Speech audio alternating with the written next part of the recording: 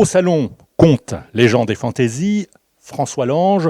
François Lange aux éditions du Palémon, du polar régional, mais quelque chose en plus, c'est directement en rapport avec notre thématique, je crois.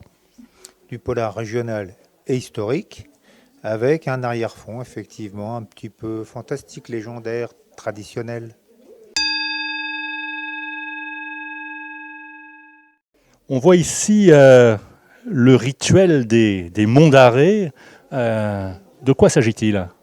Là, on est vraiment sur une enquête policière. Mon héros, François Leroy, va être appelé par le cabinet de l'empereur dans les monts d'Arrée parce qu'une petite société qui s'occupe de néo-druidisme, c'était l'époque, des nobles et des bourgeois locaux qui se réunissent dans un petit cénacle pour faire des rituels inspirés du druidisme renaissant, on dira.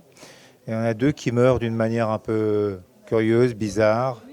Et il se trouve que l'un des membres de cette société néo-druidique, qui s'appelle la Société de l'Homme Vert, est un ami personnel du ministre de l'Intérieur. Donc, enquête particulière confiée à mon héros, François Leroy.